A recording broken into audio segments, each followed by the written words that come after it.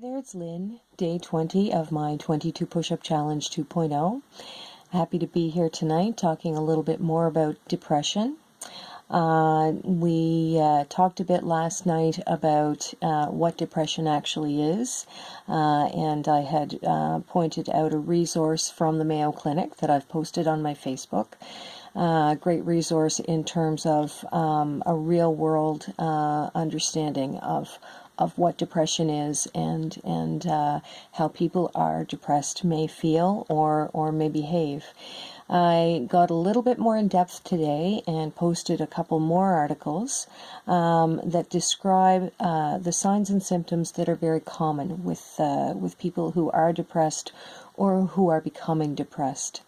So they include, but aren't limited to, things like disturbances in sleep patterns, emotional lability, for example, tearful one moment, laughing the next, inability to concentrate, restlessness, increased anxiety, increased irritability, but at the same time a low mood and lack of interest in activities that were once of great interest.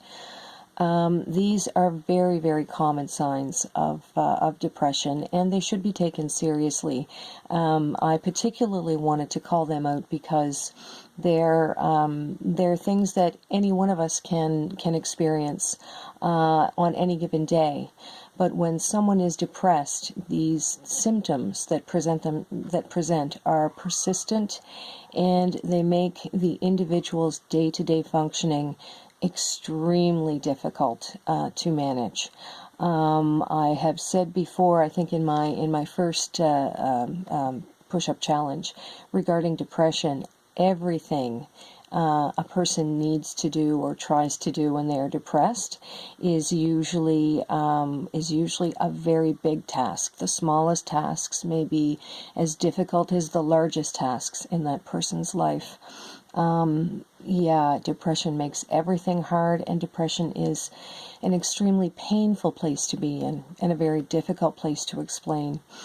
So a good place to start is to, again, understand that symptoms that people may feel on any given day are the same symptoms that people who are depressed feel every day and over long periods of time.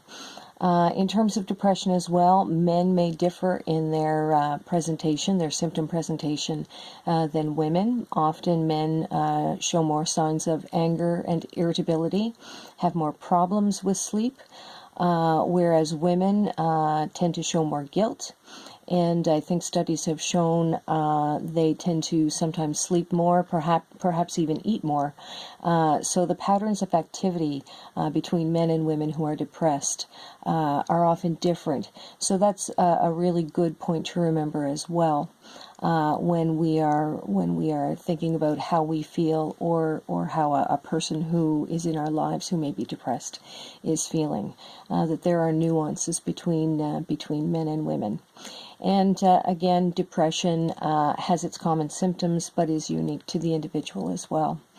So there's a lot to think about. Again, I can't stress enough, great place to start is just understanding what symptoms might pop up and what that looks like for the depressed person. I'm going to think a little bit more about this, talk tomorrow I think, on the topic of depression, and see if I can find some more specific indicators that can be helpful to people, and some perhaps good resources and direction on when to seek help through your physician or nurse practitioner, your therapist, or when to seek therapy, and when you may need to talk to your physician or nurse practitioner about medication. So that is what I've got to say this evening about depression. I know it's a lot, but I think it's really important. And the more we talk about things, the more we can sort things out and, again, make things better for everyone. Okay, here we go, my 22 push-ups. Let's see what happens tonight.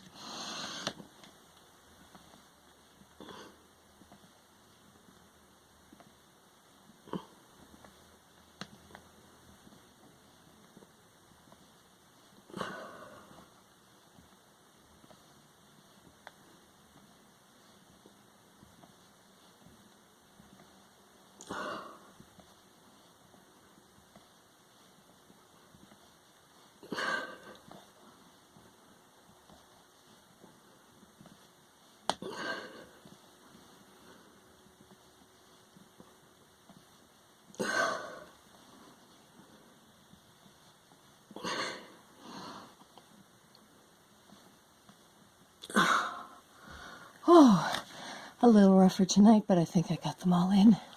I'm going to check. Many thanks everyone for watching and for all the support. Remember, protect the protectors. Love our veterans. Depression is a really big topic, and I think with the rest of the challenge,